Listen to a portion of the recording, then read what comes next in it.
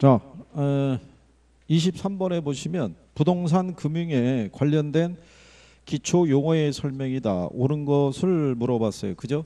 네. 일단 지분금융하고 부채금융의 종류 정도는 알아둬야 돼요. 그죠? 네. 지분금융에 해당하는 종류 뭐 있어요? 대표적인 거. 어? 아니 우리가 조신이라고 해서 조인트 벤처, 신디케이트, 그 다음에 리츠 이거 얘기해 줬잖아요. 그죠? 에? 일단 걔네를 중심으로 지문이 구성이 돼요. 그렇죠? 그 다음에 증권을 보면 ABS하고 MBS 있죠. 걔들은 지분증권이에요, 부채증권이에요. B가 들어갔잖아요. 백이라는 의미가 들어가면 부채증권이다라고 얘기해 준 거예요. 그죠? 기억하나요? 예. 그래서 2번에 가면 부채금융은 타인 자본을 조달하기 위한 금융이고요. 채권 발행이라든가 차입을 통해서 이루어지며 소금융이 원칙이라는 얘기죠. 그래서 우리가 기업에서 이 필요한 자금을 조달할 때 지분의 형식을 빌려서 주식을 발행해서 투자자를 모집해서 자금을 유치하는 방법이 있고 아니면 회사채 등을 발행해서 돈을 빌려오는 개념도 있다고 그랬죠. 근데 나중에 혹시 만약에 기업을 청산하게 되면 어느 게 더 우선권이 있다고 그랬어요. 돈을 빌려준 사람이 있죠. 투자 들어간 사람은 같이 성장하면 같이 성장하고 망하면 같이 망한다고 그랬어요. 그죠? 네, 그래서 1번에 보면은 지분금융은 자기 자본을 조달하기 위한 금융이고 자기 자본은 청산 시에 청산 자산에 대한 우선권을 갖는다고 그랬죠. 우선권을 갖는 건 부채금융이라는 얘기예요. 무슨 말인지 아시겠죠? 그 다음에 대부 비율 있죠. 대부 비율. 대부 비율하고 부채 비율 아시죠? 대부 비율이 예를 들어서 20%예요. 대부 비율이 20%면 부채 비율이 몇 프로예요? 대부 비율이 20%.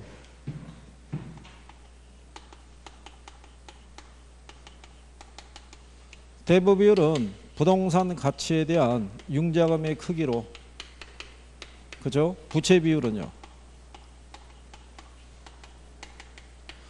지분에 대한 부채의 크기를 나타낸 거죠. 그래서 거기 보면은 3번하고 4번 지문 있죠. 걔들은 대부 비율하고 부채 비율이 바뀐 거죠. 그렇죠? 네. 그래서 우리가 그때 얘기했죠. 대부 비율이 20%래요. 그럼 부채 비율이 몇 프로? 대부 비율이 20%면 부채 비율 몇 프로?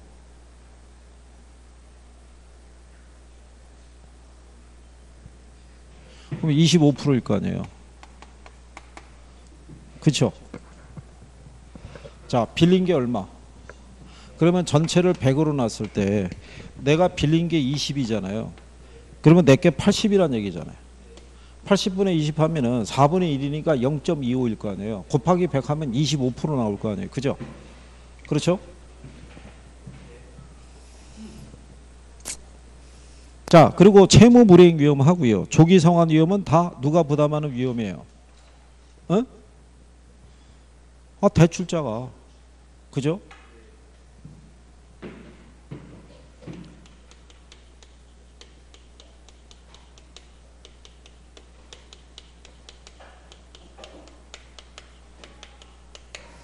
약정 이자율하고 시장 이자율이 있죠. 그죠? 둘 중에 어느 게 변하는 거예요? 에? 둘 중에. 얘가 변하는 거예요, 얘가. 에? 얘는 변하는 게 아닌 거예요. 고정금리화 했을 때는 약정 이자율은 만기 때까지 동일한 경우예요. 시장 금리가 변함에 따라 약정 이자율이 시장 이자율보다 높을 수도 있고 낮을 수도 있는 거예요. 그죠? 그러니까 조기 상환위험은 언제? 약정 이자율이 높아졌을 때 그때 조기 상환 위험이 발생하는 거예요. 저거는 시험상에서 기본적으로 많이 활용하니까 정리는 해 두셔야 되는 거예요. 그렇죠? 24번에 보면 원금 상환문을 물어봤는데요. 이게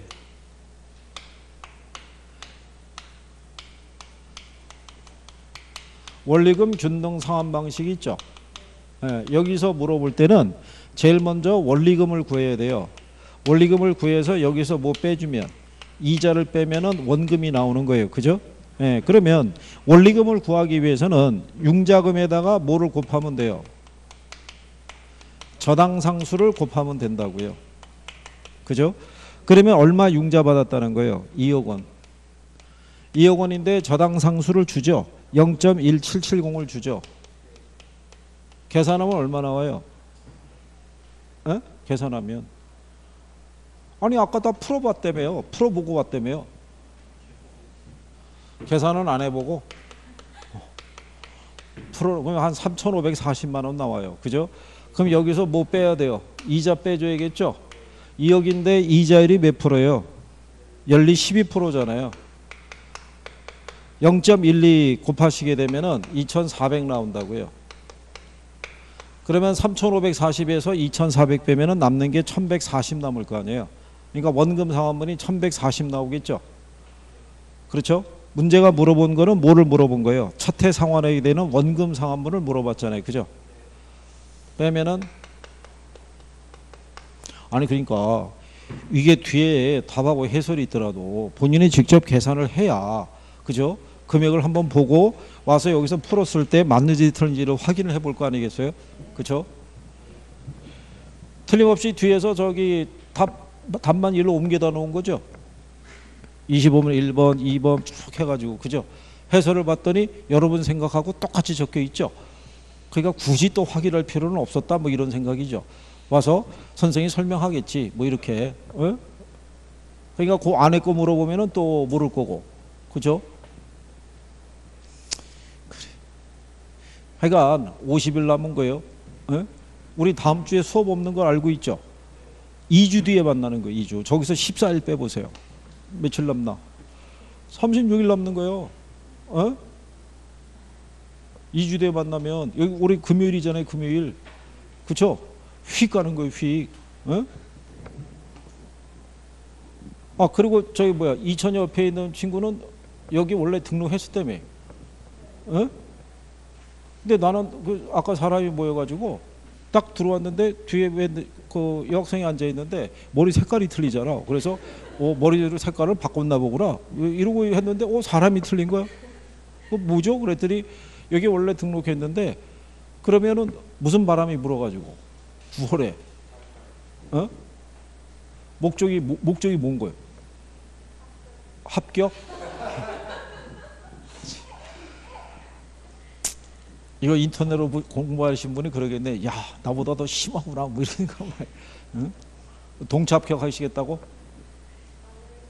1차만 가능한 것 같아요. 어? 근데 만약에 지금 등장해갖고 여기 합격하고 불행한 사태가 발생하면 큰일 나는 거야 지금. 야, 그 어디 가서 얘기 아니고, 큰일 나는 거다 진짜. 뭐 말은 못 하겠는데. 참. 그래 뭐 둘이 나란히 앉는 거 보니까 서로 친분이 있는 모양이네. 친구? 둘이 동창? 참 그래. 그 이철이도 불안하네. 여기 또 하도 되면은 거기도 이상해지는 거잖아 이거. 그 새로운 친구는 성이 어떻게 되는 거야? 그 5천년에 5천년하고 2천년에. 우리 이름은 잘 기억을 못하고 성만 이제 기준해 가지고 이게 어쨌든 합격하려면 열심히 해야 되네. 뭐 다른 방법이 없고. 자 26번에 보시면 그 우리나라 주택 25번이죠. 저당의 유동화에 대한 내용 중에서 옳은 거를 물어봤을 때 자 일단 거기 보시면 저당 채권이 형성되는 시장을 1차 저당 시장이라고 하죠. 그렇죠? 그 왜 저당 채권이 형성이 되냐면 자금 수요자 있죠. 그 다음에 여기 금융기관이 있어요. 금융기관 사이에 자금 수요자가 소유한 요 주택을 뭐로 해서 담보로 해서 대출이 일어나는 시장이 몇 차예요? 그게 1차예요. 그러면은 여기 금융기관에서는 대출을 해주게 되면 여기에 뭐를 설정하겠어요? 예, 저당권을 설정하겠죠. 예. 이 저당권 중에서 만기가 10년 이상의 저당권에 우리가 명칭을 저당 채권이라고 그래요. 여기 권이라는 게 권리를 의미한다고 그랬어요. 증서가 아니라. 그러면 이 저당권의 기초에서 저당권에 관한 뭐를 갖고 있고요. 소유권과 저당권의 기초에서 매월을 단위로 원리금을 수취할 수 있는 권리 있죠. 예, 이걸 갖고 있는 걸 저당 채권이라고 그래요. 무슨 말인지 아시겠죠? 그러니까 융자를 해줬기 때문에 얘가 만들어지는 거예요. 그래서 저당 채권이 형성되는 시장이라고 얘기하는 거예요. 근데 여기 있는 금융기관은 이 권리만 갖고 있을 뿐이지 이게 현금은 아니잖아요. 그죠? 그러면 금융기관에서는 융자를 대출해 줬을 때는 어디선가 자금을 조달을 했겠죠. 그러면 또 다른 불특정 다수의 고객들에게 예금 등을 수신을 받아서 대출해 줬을 거 아니에요. 근데 고객이 맡긴 예금은 단기 자금이라고 그랬죠. 이거를 장기로 운영하게 되면 기간 불일치에 따른 유동성 문제가 걸리죠. 그 문제를 해결하기 위해서 자기들이 가지고 있는 저당 채권을 어디로 양도하는 거예요. 유동화 중개기관 있죠. 우리나라에서는 이 역할을 주택금융공사에서 하는 거예요. 그죠? 이쪽으로 자기들이 보유한 채권을 넘기는 거를 저당의 유동화라고 그래요. 그러면 현금이 들어오겠죠. 그러니까는 금융기관의 입장에서 뭐가 개선이 되겠어요? 유동성이 개선이 된다라고 얘기할 수 있어요. 무슨 말인지 아시겠죠? 그리고 이렇게 우리가 구성을 하게 되면요. 그 1번에 보시면 2번에 보면 저당의 유동화는 대출기관들이 많은 재원으로 한정된 자금의 수요자에게 자금을 공급하는 대안이 된다면 틀리죠. 한정된 자금으로 불특정 다수의 많은 사람들에게 자금을 대출해 줄 수 있는 그게 가능한 게 저당의 유동화를 통해서 가능하다라고 얘기했어요. 그죠?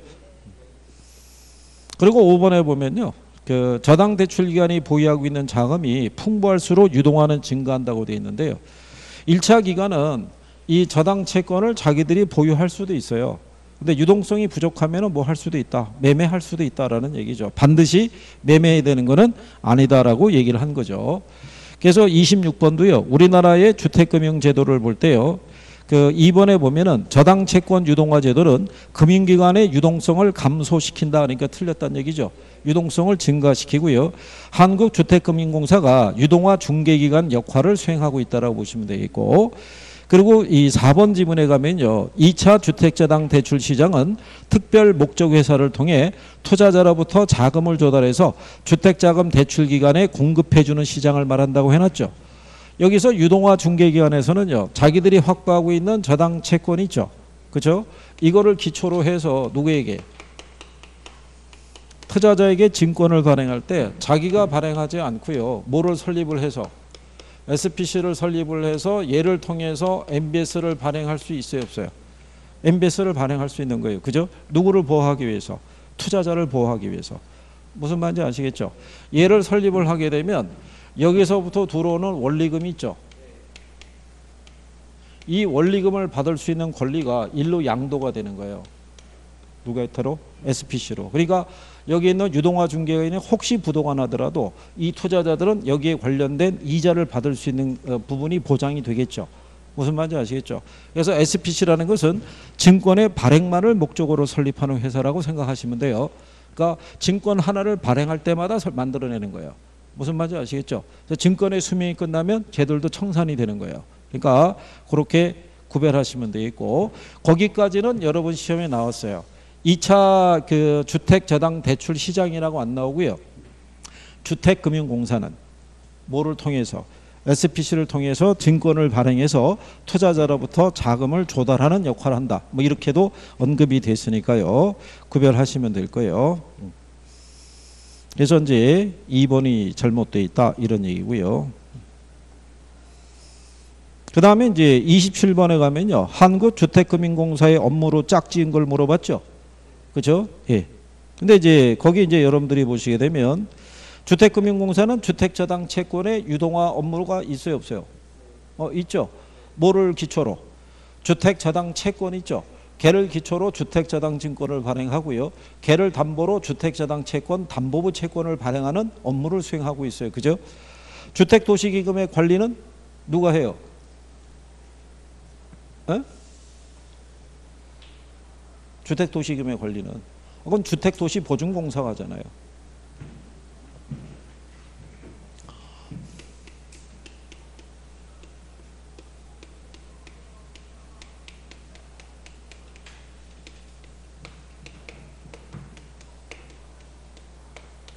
여기서 관리한다고요. 주택도시보증공사한테. 무슨 말인지 아시겠죠? 주택도시보증공사는요. 주택도시기금의 관리도 하고요.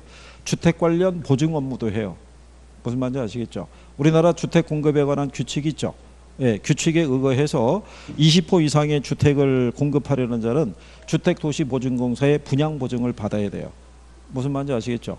왜냐하면 주택도시보증공사의 전신이 그 예전에 나와있던 그 주택 뭐 신용 무슨 주식회사 하나 있었어요. 그 명칭이 바뀐 거예요, 이게. 그죠? 예, 그래서 분양보증을 받아야 된다는 거, 그 역할도 같이 수행하고 있다. 그 다음에 디귿에 보면 토지은행 계정 관리하는 것 있죠. 누가 해요?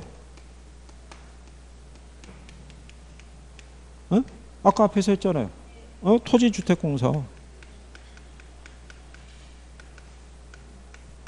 그렇죠? 그리고 주택담보노후연금 보증을 서주는 것도 주택금융공사의 역할이고요. 주택저당 채권 또는 학자금 대출 채권에 평가 및 실사하는 것 있죠. 여기까지가 이제 주택금융공사의 업무예요. 예전에 한번 시험에 나온 적이 있어요. 업무에 해당하지 않는 게 뭐냐 이렇게 해서 한번 물어봤던 선례가 한 번 있어요. 그 다음에 28번에 가게 되면요. 부동산 관리를 설명한 것이다. 틀린 거 물어봤을 때요. 여기는 뭐 아까 얘기했지만 4번에 보면 임대차 계약 관리 등은 다 무슨 관리다? 법적인 관리고요. 토지의 도난 방지 대책이 있죠. 이거는 법적 관리에 해당이 되는 거고요. 기술적 관리에서는 뭐 하는 거예요? 토지의 경계 측량이 있죠. 또 토지와 건물의 부적응 관계 있죠. 이거를 관리하는 것이 기술적 관리라고 생각하시면 돼요. 근데 이 관리에서는 이 관리 쪽에서는 관리 방식을 주로 물어봐요. 그러니까 자기 관리, 위탁 관리, 혼합 관리 있죠. 아마 뭐 간단하게 주면은 그렇게 해도 나올 수 있을 거예요. 박스로 기역, 니은, 디귿 주고 무슨 관리냐 올바르게 연결한 거. 그래서 자관리, 위탁관리, 혼합관리 이런 식으로 한번 물어볼 수도 있어요. 기본적인 특징 정도는 정리할 수 있으셔야 돼요. 그죠? 부동산 관리 중에서 종합적인 관리 있죠. 종합적인 관리가 가능한 것은 무슨 관리 방식의 장점이 돼요? 자관리가 된다 그랬어요. 자관리. 자관리는 언제 하는 것? 어떤 부동산에 적용하냐면 단독주택이나 소규모 건물에 하는 거예요. 거기는 소유자가 모든 걸 다 관리할 거 아니에요. 법률, 경제, 기술에 대한 모든 거를. 그래서 종합적인 관리가 가능한 것은 자관리 방식의 장점에 해당이 된다는 거예요. 그죠? 자, 그 다음에 29번에 가면요. 부동산 분석에 관한 용어 설명 중에서 옳은 거 물어봤을 때 이 29번에 보시면 부동산 분석을 하면요. 제일 먼저 무슨 분석해요? 지역경제 분석하고요. 그 다음에 뭐 시장 분석하고요. 그 다음에 뭐 시장성 분석하고요. 그 다음에 재무적 타당성 분석하고요. 그 다음에 마지막에 무슨 분석? 투자 분석하죠. 여기까지가 시장 분석, 여기가 경제성 분석이라고 얘기했어요. 그죠? 여기는 개발 사업에 관련되어 있는 모든 수요 요인을 분석하는 거 얘기했죠. 그렇다고 개발업자가 모든 수요를 다 감당할 수 있는 건 아니니까 시장을 세분화해서 특정 부동산의 수요와 공급 상황을 분석하는 것은 무슨 분석에서? 시장 분석에서. 시장성 분석은 전 단계에서 조사한 특정 부동산의 시장에서의 매매 또는 무슨 가능성, 임대 가능성 여부를 판단하는 게 시장성 분석이고요. 이거 할 때 무슨 분석한다고 그랬어요? 흡수율 분석한다라고 얘기했어요. 흡수율 분석은 과거의 자료를 토대로 뭐를 측정하는 거라고 그랬어요? 미래 수요를 예측하는 거를 얘기를 했었어요. 그죠? 그래서 거기 보면 1번의 시장성 분석에서는 대상 지역의 수요에 영향을 미치는 인구, 고용, 소득, 교통체계 등의 요인을 분석한다고 돼 있죠. 그러니까 걔가 시장성 분석이 아니라 지역경제 분석인 거예요. 그죠?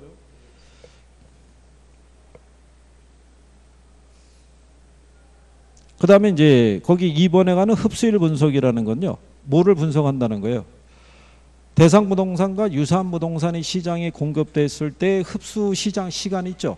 이런 걸 조사해서 대상 부동산에 대한 매매 또는 임대될 수 있을 때 여부에 대한 어떤 이제 추세 분석, 과거의 자료를 토대로 미래 수요를 추정할 때 쓰는 게 흡수율 분석이고요. 그 다음에 4번에 나오는 타당성 분석이라는 것은요. 대상 개발 사업이 분양 또는 임대될 수 있는 가능성을 분석하는 데 틀렸겠죠. 그건 타당성 분석이 아니라 시장성 분석이 되겠죠. 그 다음에 대상 점포가 고객을 끌어들이는 지리적 범위를 분석하는 것은 이건 이제 상권, 상업지에 대한 분석을 얘기하고요. 그래서 답이 3번이겠죠. 시장 분석에서는 특정한 지역이나 부동산 유형에 대한 수요 또는 공급을 분석하는 것을 무슨 분석? 시장 분석. 자, 일단 30번 내용은 기억해야 돼요. 민간의 부동산 개발 방식은 시험상에서 개발해서 자주 인용하는 거기 때문에 민간 개발 방식을 보게 되면 자체 개발이 있죠. 그 다음에 무슨 개발이 있어요? 지주 공동 사업 방식이 있죠. 근데 지주 공동 사업 방식 안에 들어가면은 뭐가 있다고 그랬어요? 공사비 대물 변경이 있다고 그랬죠. 공사비 대물 변경의 또 다른 표현을 뭐 등가 교환 방식이라고 얘기했어요. 그죠? 그 다음에 공사비를 분양금으로 지급하는 경우도 있다고 그랬죠.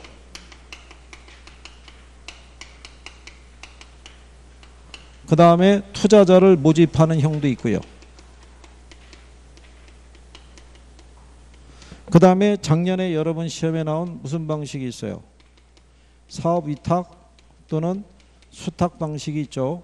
이 사업 위탁 방식에서는 형식적으로 소유권 이전이 돼야 안 돼요?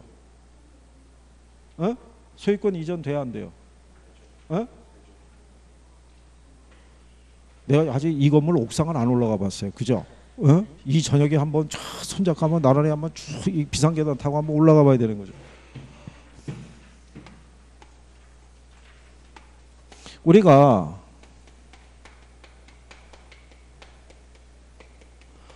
이 토지 신탁 개발 방식이 있죠. 얘가 유일하게 소유권이 이전되는 건 얘 하나밖에 없다고요. 토지 신탁 개발은요. 위탁자하고 그 다음에 누가 있을 때? 수탁자가 있을 때. 그죠? 여기서 신탁 계약을 체결하게 되면요. 형식적으로 이 토지에 대한 소유권이 누구한테? 수탁자에게로 이전되는 게 수탁자가 누구예요? 이게 신탁사라고요. 신탁사. 위탁자가 누구? 토지 소유자. 그래서 지난번에 신탁 계약을 체결하면요. 개발 신탁뿐만이 아니라 예를 들어서 담보 신탁을 설정하더라도 소유권은 이전이 되는 거예요. 무슨 말인지 아시겠나요? 그래서 지난번에 그래서 어떤 이제 사기적인 부분이 나타났다고 한번 설명했었잖아요. 여기서는 개발업자는 단순히 뭐만 해준다고 그랬어요? 얘는 분양 대행만 해주고 거기에 따른 뭐만 받아가는 방식이다. 얘는 수수료만 받아가는 거라고요. 얘가 지분을 공유하거나 수익을 공유하거나 이러면 틀리다고 얘기하는 거예요. 그죠? 이게 시험상에 왜 꾸준히 나오냐면 자, 어감상에서 얘도 탁이 들어가죠. 얘도 탁이 들어가죠. 그러니까는 착각이 되는 거예요. 정확하게 정리가 안 돼 있으면. 그죠?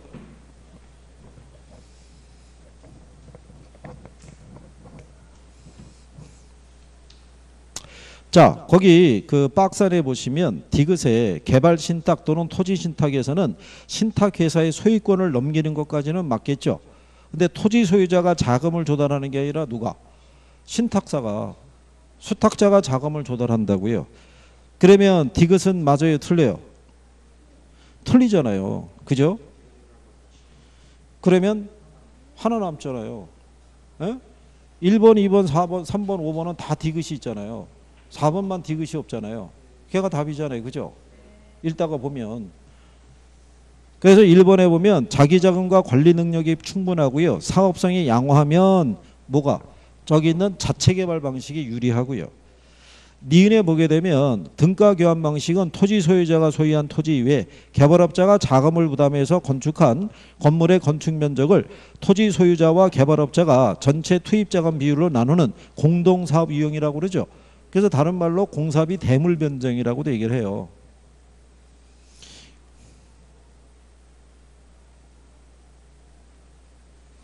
그리고 이제 신차지 방식이라고 있어요. 이것도 공동 사업 방식이에요. 신차지 방식은 아주 오래전에 여러분 시험에 한 번 나왔던 적이 있어요. 그 이후로는 나온 적은 없어요. 그러니까 토지 소유자는 땅만 있어요.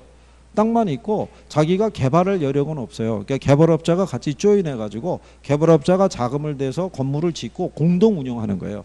그래서 수익을 나누는 방식이에요. 그래서 계약 기간이 끝나게 되면 건물은 유상으로, 토지는 원래 토지 소유자 거니까. 그래서 여러분들이 민법에서 배우시는 지상권의 지상물 매수 청구권 있죠. 그런 거 행사하는 거랑 유사한 방식이라고 보시면 돼요. 그리고 이제 대규모 개발 사업에서는 컨소시엄 구성 방식을 쓰는 게 대부분이다. 그죠? 여러 개의 기업들이 연합법인을 설립을 해서 대규모 개발 사업을 추진할 때 쓰는 방식이라고 보시면 돼요. 그죠?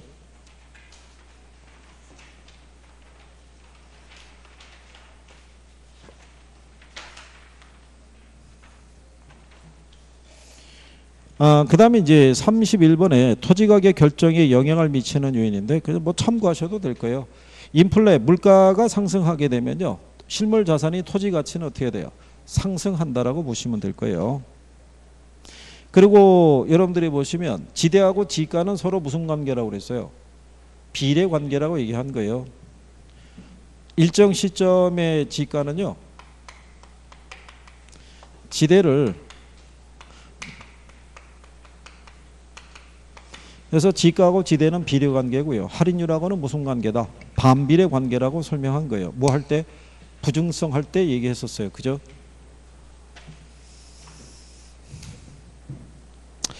자, 32번에 가면 공업입지론이 있는데요. 공업입지론 쪽에서는요, 이 단독적인 이론으로 나온 경우는 15회 때 이후로 2번 정도밖에 없어요. 그러니까 거의 자주 인용이 안 된다고 봐야 돼요. 근데 여러분들이 지난번에 배우셨지만 배보의 공업입지론 아시죠?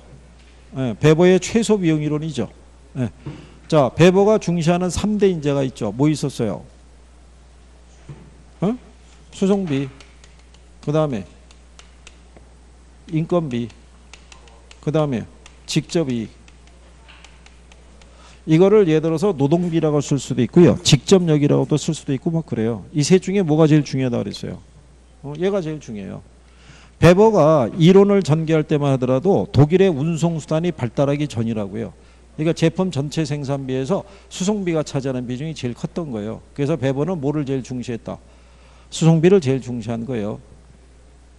자, 그랬을 때 베버는 수송비를 기초로 해가지고요, 뭐를 만들어서, 원료 지수 있죠. 원료하고 원료 지수를 만들어 가지고 어디에 입지하는 것이 전체적인 수송비를 절약할 수 있느냐, 원료 산지에 입지해야 되느냐, 시장에 입지해야 되느냐, 그거를 구분을 해줬어요. 그죠?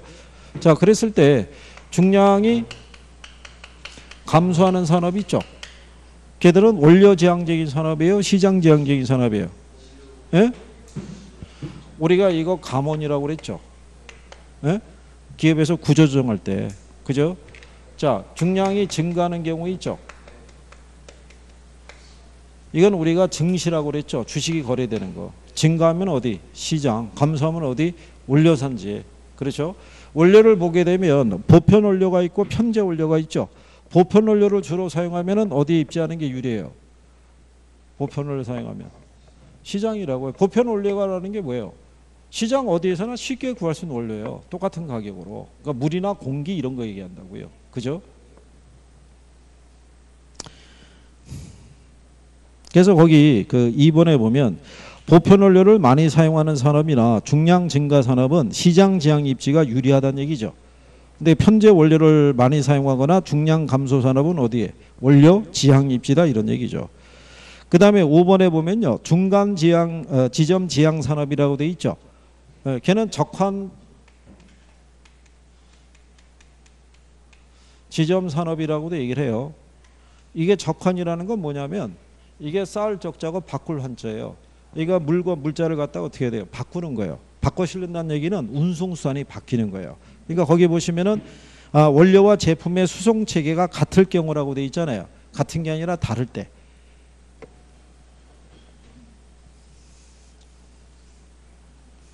자, 우리가 이렇게 설명했었죠. 원유 아시죠? 에? 원유. 원유는 무게하고 부피가 크고 무겁기 때문에 주로 얘네가 선박 수송을 해요. 그 선박을 통해 가지고 우리나라 부산항에 입학을 하죠. 근데 우리나라는 내륙에 수로가 없잖아요. 그러면 여기서 운송수단이 바뀐다고요. 뭐로? 철도로 바뀔 거 아니에요. 근데 공장이 내륙에 있게 되면은 추가되는 운송비의 부담이 너무 커질 거 아니에요. 그러니까는 이 적환 지점 주변에 울산이나 포항 등지에 정유산업이나 제철산업이 여기 모여 있다고요. 뭐를 줄이기 위해서? 수송비를 줄이기 위해서 추가되는. 무슨 말인지 아시겠나요? 그러니까 운송 체계가 다를 때 적환 지점에서는 아니 운송 체계가 같으면 그냥 얘가 그냥 들어갈 거 아니에요. 여기 수로가 있으면 수로가 없으니까 여기서 운송 체계가 바뀌어지잖아요. 그러니까는 여기서는 이 바꿔 쌓는 지점 주변에 공장이 입주하는 게 유리하다는 얘기예요. 전체적인 수송비를 절약할 수 있으니까.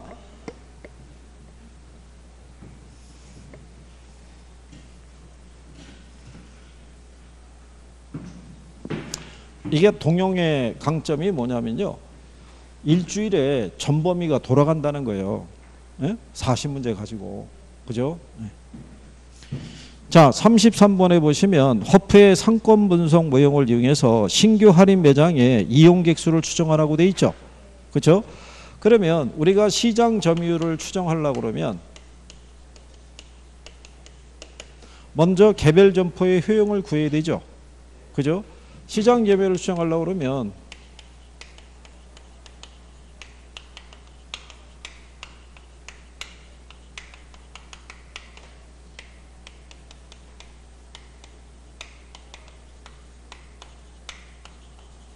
요거 대입하면 되니까. 그죠?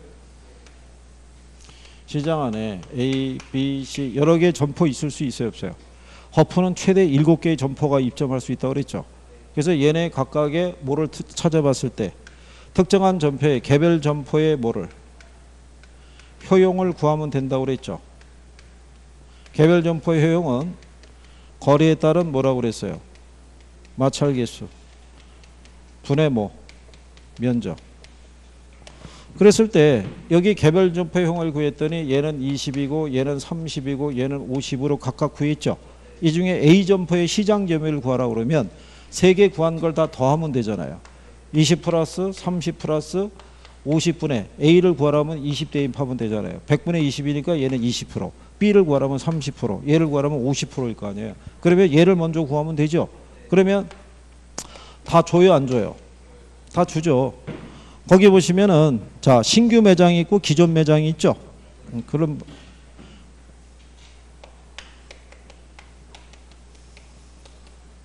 자, 기존 매장은 매장 면적이 얼마예요? 기존 매장은 3,600이죠. 거리가 얼마? 3km죠. 3의 제곱이면 얼마예요? 나누면 400 나오죠. 9사 36이니까. 그러면 신규 매장은 매장 면적이 거리는 5, 25죠. 그럼 얼마 나와요? 200 나오면 전체 둘이 합하면 얼마예요? 600이잖아요. 근데 어디를 물어본 거예요? 신규를 물어봤잖아요. 6분의 아까 600분의 200이라는 얘기는 그러니까 결국은 3분의 1이라는 얘기죠. 그렇죠? 그러면 거기 소비자 거주지 인구가 몇만? 15만이잖아요. 15만에 3분의 1이니까 5만 나오겠죠. 이렇게만 나오면 얼마나 좋겠어요. 그죠? 예전에 이렇게 나왔었어요.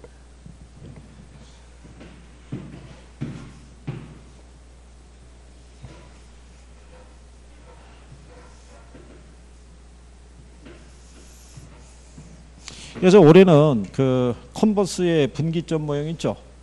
걔들도 계산하는 요령 정도는 알고 들어가시는 게 필요할 거예요. 그죠? 어? 그래. 자, 그 다음에 34번에 보면요. 다음에 부동산 마케팅 활동은 4P가 주어져 있는데요. 유통경로, 제품, 가격, 판촉 중에서 각각 어디에 해당하냐를 물어봤죠. 그렇죠?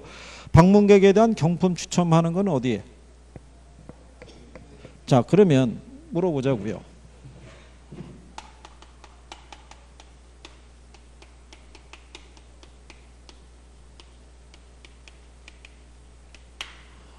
자, 판매 촉진 전략에 해당하는 게 뭐 있어요?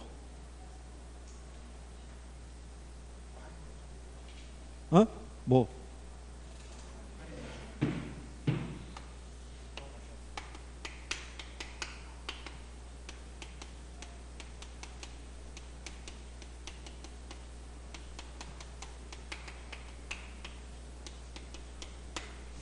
광고, 홍보, 그 다음에 인적 판매, 경품 제공 있죠. 요 중에서 얘네 둘을 갖다가 무슨 전략이라고? 촉진 전략이라고도 얘기를 해요. 그렇죠? 그래서 이거를 가지고 소비자들의 반응을 빠르고 강하게 자극 또는 유인하기 위해서 하는 게 판매 촉진 전략인 거예요. 그래서 기업들에서는 신제품을 출시하면은 바로 광고랑 이런 걸 두들기기 시작하는 거예요. 무슨 말인지 이해하시겠어요? 네, 그러니까 이렇게까지도 시험에 나온 거예요. 만약에 간단하게 자 다음 중에 판매 촉진 전략에 해당하지 않는 게 뭐냐 이렇게 나오면 이거 모르면 또 틀릴 거 아니에요. 네?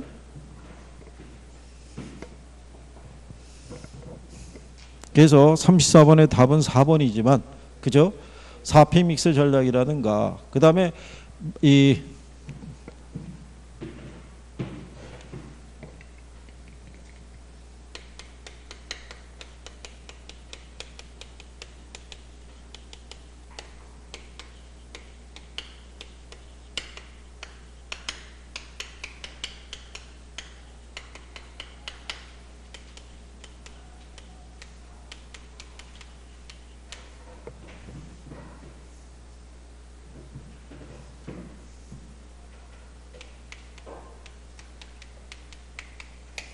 자, 마케팅의 대상을 물어보는 거예요. 토지와 건물은 부동산 마케팅 대상이 돼야 안 돼요? 에? 중개 서비스는? MBS하고 리츠는? 이게 부동산 관련 서비스, 부동산 증권 있죠? 네. 얘들이 다 마케팅의 대상에 포함이 돼요. 셋 다. 그 다음에 35번에 보면 가치와 가격에 대한 설명 중에서 옳은 걸 물어봤죠. 예. 자, 우리가 주어진 시점에서 가치는 몇 개가 성립할 수 있어요? 어? 2개요. 여러 개가 존재할 수 있겠죠. 여러 개가. 그죠? 그래. 아, 상당히 신선한 대답이었어요. 그죠? 2개. 오늘 제가 올라가면서 계속 귀에서 맴돌 것 같아요. 2개. 참. 거기 그 5번에 가면요. 가격은 그 동일 시점에 하나만 존재할 수 있고요. 가치는 여러 개가 존재할 수 있죠. 평가 목적에 따라 다를 수 있다고 했죠. 가격은 과거의 값이라고 그랬죠. 이미 지불됐으니까. 그죠? 근데 가치라는 건 장래익을 바탕으로 한 무슨 값이다? 현재의 값이다. 1번 지문과 같이 틀리게 한번 나온 적이 있어요. 가격은 현재의 값이고 가치는 미래의 값이다. 이렇게 한번 틀리게 준 적이 있어요. 그리고 2번에 보면 일반적으로 부동산과 같은 내구재의 가치 있죠. 내구재의 가치는 어떻게 표시해요? 장래 기대되는 편익의 현재 가치라고 얘기하는 거예요. 2번 지문에 나오는 교환의 대상으로 상대 재화를 지배하는 힘으로 정의하는 것 있죠. 이건 경제학에서 얘기하는 비내구재에 대한 가치 개념의 정의예요. 그거는 아담 스미스가 얘기한 거예요. 그죠? 예전에 간평할 때 얘기한 거예요. 그죠? 거기까지는 뭐 물어보지는 않으니까. 그래서 우리가 경제학에서는요. 아담 스미스는 재화의 가치가 사용 가치하고 무슨 가치가 있다고 그랬어요? 교환 가치가. 사용 가치가 없는 재화는 교환 가치도 없다고 그랬죠. 그래서 그 재화가 가지고 있는 가치 있죠. 이게 화폐 단위를 빌려서 표현한 게 뭐라고 그랬어요? 그게 가격이라고요. 그래서 경제학에서는 가치와 가격을 구별하지 않아요. 경제학에서 취급하는 재화는 소모성 재화라고요. 무슨 말인지 아시겠나요? 그러니까 이 편의점에서 판매하고 있는 컵라면 가격이 1,000원이라는 얘기는 그 컵라면의 가치가 1,000원이라는 얘기예요. 그러니까 경제학에서는 가치와 가격은 서로 어떻다? 일치한다고 보는 거예요. 근데 단기적으로는 괴리될 수도 있어요, 없어요? 있죠. 수요와 공급의 불균형으로 인해서. 근데 장기적으로는 다시 회귀한다고 그랬었죠. 기억하나요? 그래서 4번에 단기적으로 가치와 가격 간에는 오차가 존재할 수 있지만 장기적으로 가격은 가치에 회귀한다고 그랬었죠. 그래서 맞는 게 4번. 지역 분석하고 개별 분석이 있으면요. 일단 뭐는 기억해야 된다고 얘기했어요. 선행 분석이 무슨 분석? 그게 지역 분석. 얘가 전체적인 분석이자 거시적인 분석이라고 그랬죠. 지역의 무슨 이용을 토대로? 표준적 이용을 토대로 뭐를 판정하는 거, 가격 수준을 우리가 판정하는 것을 얘기했고요. 이때 요 지역 분석의 대상 지역은 뭐 있다고 그랬어요? 인근 지역, 그 다음에 뭐 유사 지역, 그 다음에 뭐 동일 수급권이 있다라고 얘기했어요. 자, 그럴 때 인근 지역이라는 건 뭐를 인근 지역이라고 그랬어요? 인근 지역. 어? 작년에 시험에 나온 거예요. 거기 오늘 나눠드린 자료에 보게 되면 인근 지역이라고 있어요. 용어 있죠, 용어. 맨 앞 페이지에 보면 용어가 있다고요. 용어를 정리를 해놨잖아요. 감정평가 규칙상의 용어라고. 예? 거기 보면은 대상 부동산이 존재하고요. 부동산 이용이 동질적이고 가치 형성 요인 중에서 지역 요인을 공유한다고 해놨죠. 작년 여러분 시험에는 지역 요인을 개별 요인을 공유한다 그래서 틀리게 준 거예요. 무슨 말인지 아시겠어요? 거기 용어를 계속 활용을 해요. 예? 문제 내기 좋잖아요. 15가지나 있잖아요. 그죠? 그렇잖아요? 거기서 지문으로 안 낸 게 한 2가지 정도밖에 없어요. 기준가치하고 적정한 실거래가 빼고는 나머지는 꾸준히 활용하고 있는 거예요. 그 기억은 해줘야 되는 거예요. 그죠? 예? 자, 그 다음에 후행 분석이 무슨 분석이라고 그랬어요? 개별 분석. 얘가 부분 분석이자 미시적인 분석이다라고 얘기했고요. 개별 부동산의 최이호 이용을 토대로 얘는 구체적인 가격을 판정하는 거라고 얘기했어요. 기본적으로 기억은 해 두셔야 돼요. 그죠? 예. 그래서 이제 36번에 1번에 보면 지역 분석의 대상은 원칙적으로 인근 지역과 유사 지역뿐이다. 그러니까 틀렸겠죠. 그러니까 2번을 보면 개별 분석은 대상 부동산의 무슨 이용을 판정하기 위해서 최이호 이용을. 3번에 보시면은 4번에 보면 일반적으로 지역 분석을 먼저 하고 그 다음에 개별 분석을 나중에 한다라고 돼 있죠. 무슨 말인지 아시겠나요? 그러니까 요 내용은 기본적으로 정리가 되셔야 되는 거예요. 그렇죠? 그리고 3번에 보면 대상 부동산과 같은 행정구역이나 공법상 용도 지역에 속한 지역을 인근 지역으로 설정해야 되는 것은 아니다라고 얘기하죠. 그렇죠? 그래서 우리가 지난번에 물어봤었죠. 같은 동에 속해 있으면 인근 지역으로 볼 수 있어요, 없어요? 같은 동에 있으면 인근 지역으로 볼 수 없는 거예요. 무슨 말인지 아시겠어요? 자, 여러분들이 생각해, 여러분들이 현재 거주하고 있는 동이 있죠? 네, 특정의 동이 있을 때 대상 부동산이 만약에 주택이에요. 그렇다고 그 동이 다 주택으로만 되는 건 아니잖아요. 무슨 말인지 아시겠어요? 그래서 같은 동에 속해 있으면 인근 지역으로 봐야 된다면 틀리는 거예요. 여러분 시험에 이미 출제한 거예요.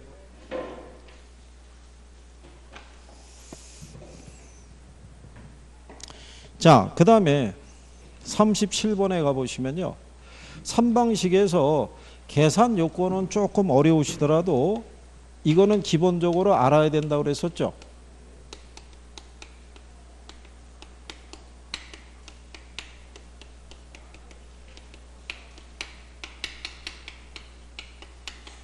이거 작년에도 나온 거예요. 그래서 우리가 이렇게 해줬어요. 기억하죠? 이렇게 해서 이 이름을 갖고 있는 드링크가 있죠. 이 드링크를 무슨 카드로? 이 카드로 샀고 그래서 수수료가 발생하지 않는다라고 설명했어요. 그죠? 2번 인용을 해줬고 여기서 가액 구하는 방법이 뭐예요?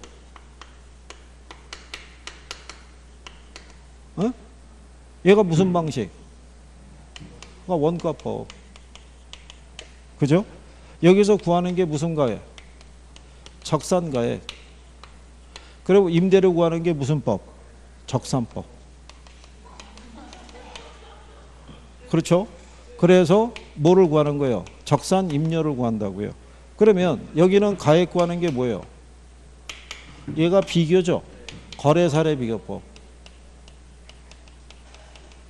여기서 구하는 게 비준가액이에요. 그죠? 그 다음에 임대료 구하는 거 임대사례 비교법. 여기서 가액 구하는 게 뭐? 수익 환원법. 임대료 구하는 거 수익 분석법. 이 용어가 거기 들인 용어에 다 있는 거예요. 이게 그거를 가로놓기 하면서 문제 내는 거예요. 그러니까 정리해 두는 거예요. 그죠? 기본적인 걸 알면 풀 수 있어요. 거기 37번 보시면 자 2번에 이렇게 돼 있죠. 수익성의 사고방식에 근거한 평가 방법으로 가격을 구하는 수익환원법과 임료를 구하는 적산법이 있다니까 틀렸을 거 아니에요. 이건 간단하게 제목만 물어보는 거죠. 그 3번을 보면 건물은 원가 방식, 토지는 비교 방식, 수익 부동산은 수익 방식으로 구한 가격이 신뢰성이 높다라고 얘기하는 거예요. 그죠?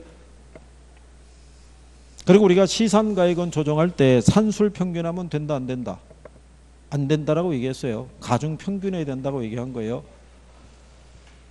그 다음에 여러분들이 뭐 알고 계시냐면 건물은 무슨 방법으로 평가해요? 건물은 원가법. 토지는 공시가 기준법으로 구하는데 적정한 실거래 가격이 있으면 거래사례 위협법으로도 구할 수 있다고 그랬어요. 그죠? 임대료는 무슨 방법으로? 임대료. 임대료는 성이 같다고 그랬잖아요. 임대료는 임대사례 위협법으로 구한다고. 그죠? 그때 거기 5번에 보면 감정평가 규칙상 임료의 평가는 비준 임료로 구함이 원칙이라고 그랬잖아요. 그렇게는 안 나고요. 임대사례비용법으로 구하고 임대사례법으로 구한 임료가 무슨 임료다. 그게 비준 임료다. 이런 표현인 거예요. 무슨 말인지 아시겠죠? 38번에 보시면 준공후 5년이 경과한 건평 150평방미터의 주택이 있죠. 기준점 현재 평방미터당 제조도 원가가 200이고요. 잔존 경제적 내용연수가 35년, 내용연수가 만료할 때의 잔가율은 10%라고 해놨죠. 예, 정해법에 의한 적산 가격, 가로 열고 복선 가격이라고 해놨죠. 복선 가격은 지금 안 써요.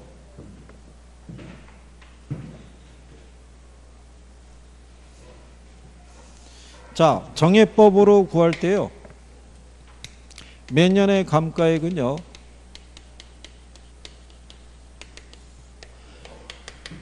자, 경제적 내용연수분의 제조달 원가 곱하기 1 마이너스 잔가율로 구해요. 여기 있는 경제적 내용연수는 경과연수하고요. 잔존 내용연수의 합으로 되어 있어요. 정해법에서는 얘만 구하면 돼요. 감가 누계액은요. 매년의 감가액에다가 뭐를 곱하면 돼요. 경과연수를 곱하면 돼요. 근데 정액법하고 정률법은 이걸 알고 있다라는 전제예요. 거기 보면 준공후 몇 년이 경과했대요. 5년. 그러니까 얘는 주잖아요. 이미 몇 년 경과했다고. 5년. 그러니까 뭐만 구하면 돼요. 매년의 감가액만 구하면 되는 거예요. 그죠? 그러면 적산가액이라는 것은요. 제조달 원가에서 뭐 빼면 돼요. 감가 누계액 빼면 된다고요. 자, 그럴 때 제조달 원가가 얼마예요? 거기 보시면 150평방미터의 주택이 있죠. 근데 평방미터당 얼마래요? 200. 그럼 200만 원 곱하기 150 하면은 제조달 원가가 나오겠죠. 그래서 곱하시게 되면은 제조달 원가가 3억이 나와요. 그렇죠? 예, 3억이 나올 때 거기 보면 잔가율은 몇 프로라고 했어요? 10%. 그럼 원래는 1-0.1이라고요. 그럼 얘가 나오는 게 0.9죠. 그럼 39, 27이니까 2억 7천 나올 거 아니에요. 그런데 그렇게 할 필요 없이 3억에 10%면 3천이잖아요. 3천 빼면 그냥 2억 7천 나오는 거예요. 그죠? 네, 그거를 거기 보면 잔존 내용연수가 35년이죠. 근데 여기 보면은 경과가 5고 잔존이 35잖아요. 두 개 더하면 몇 년이겠어요? 네, 그러면 2억 7천을 40으로 나누면 돼요. 40으로 나누면 이게 나와요. 675만 원이. 그러면 675만 원에다가 경과년수는 알고 있는 거죠.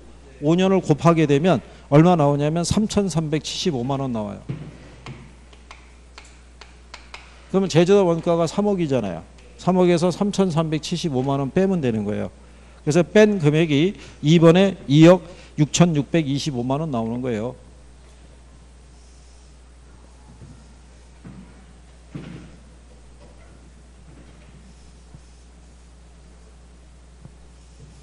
근데 항상 똑같은 배열로 나오진 않아요. 똑같은 배열로. 근래 배열은 경제적 내용요소는 그냥 주고요. 제조달 원가만 따로 구해서. 그렇죠? 예. 계산이 안 되면 굳이 뭐 스트레스 받을 필요는 없는데 이렇게 구하는 방식이다. 그 다음에 39번에 보면요. 다음과 같은 조건일 때 자본 환원율을 물어봤죠. 그렇죠? 근데 얘를 구하려고 그러면 거기 조건을 보시면요. 총 투자액이 1억이고 자기 자본이 4천, 타인 자본이 6천, 이자율이 7%, 요구 수익률이 12%, 지분 배당률이 15%, 저당 상수 10% 이렇게 들어가 있죠. 이거를 보는 순간에 뭐가 나와야 돼요? 뭐를 통해서 구해야 되냐? 이거 통해서 구하는 거예요.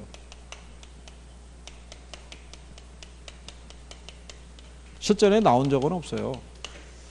금융적 투자결합법에 의해서 종합환원율을 구할 때는요. 지분 비율에다가 지분 배당률 곱하고요. 저당 비율에다가 저당 상수 곱해서 구해요. 그죠? 근데 지분 비율이 몇 프로냐면 총 투자액이 1억이죠. 자기 자본이 얼마예요? 4천이잖아요. 그러면 지분 비율이 몇 프로라는 거예요? 40%. 그죠? 근데 거기 보면은 지분 배당률이 몇 프로로 되어 있어요? 15%. 그죠? 15 곱하기 0.4 하게 되면요. 몇 프로 나오냐면 0.06 나와요. 0.06. 그러니까 몇 프로란 얘기예요? 6%. 그러면 얘가 40%면 얘가 60%일 거 아니에요. 근데 저당 상수가 몇 프로예요? 10%. 그럼 10에 대한 0.6이니까 얘도 6%잖아요. 두 개 더하면 12% 나오겠죠. 그러면 이 박스의 조건을 보고 얘가 떠올라야 되잖아요. 뭐가? 금융적 투자결합법이. 그죠? 예. 그러니까 현실적으로는 이렇게 주기는 쉽지는 않다고 봐야겠죠. 근데 뭐 난이도 조절형이라 보시면 되겠고. 예, 40번에 보시면 물건의 평가에 대한 것 있죠. 예. 거기 보시면은 우리가 이제 공장 재단할 때는 이 수익환원법을 적용할 수 있고요. 과소는 못 쓴다고 그랬어요. 거래사례비법법. 산림은 산지하고 임목을 구분해서 평가하는 게 원칙이죠. 임목은 거래사례비법. 소경목님은 원가법으로 구한다 그랬어요. 선원의 소원 이렇게 얘기했잖아요. 그죠?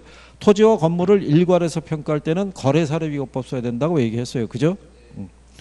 그래서 이 토지 평가했을 때는요. 당해 토지와 용도, 지목, 주변 환경 등이 동일 또는 유사한 인근 지역에 소재하는 개별 공시가 아니라 표준지 공시가를 기준으로 우리가 판단하는 거예요. 그래서 틀린 게 몇 번이다?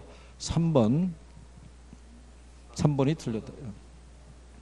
자, 그래서 여기까지 한번 풀어보셨어요. 전체적으로. 풀어보시면서 이거를 활용하시려고 그러면 절대적으로 뒤에 있는 답하고 해설을 보는 게 아니라 현재 내 실력으로 풀어보는 거예요. 내 실력으로. 실력으로 풀어보고 뒤에 거랑 맞춰는 보겠죠. 맞춰는 보는데 해설을 봐도 내가 무슨 말인지 모르는 게 있을 거 아니에요. 그거를 선생님이 설명할 때 얘기를 들으시라고요. 그리고 선생님이 봤을 때 간단하게 하고 넘어가는 거는 관계가 없어요. 근데 선생님이 애초에 설명을 쭉 해주잖아요. 이런 거는 안 해도 되는데 계산을 약하신 분들은 이거 붙잡고 있을 수는 없잖아요. 그죠? 근데 이거는 기억을 해둬야 되고 여기는 정리해야 되고 이렇게 얘기를 해주잖아요. 그럼 그거는 꼭 기억을 해야 돼요. 무슨 말인지 아시겠죠? 네. 이제는 뭐 다른 방법이 뭐가 있겠어요? 죽기 살기로 해야지. 그죠? 이제 추석 연휴 끝나고 등장하면요. 훅 다가오는 거예요. 그죠? 바로. 어? 그래도 얼마나 다행이에요? 추석 연휴 지나고 시험 보는 거잖아요. 시험 보고 난 다음에 추석 연휴를 맞이하면 인척들이 다 물어볼 거 아니겠어요? 너 무슨 공부한다고 그러지 않았니? 뭐 이렇게. 일단은 내년 구정까지는 버팅길 수 있다는 게 있다는 얘기죠. 일단 너무 부담 갖지 말고 연휴 잘 보내시고 연휴 때 잘 안 되는 거 위주로 정리를 좀 해두세요. 무슨 아시겠죠? 예, 오늘 여기까지 합니다. 고생하셨습니다. 수고하셨습니다.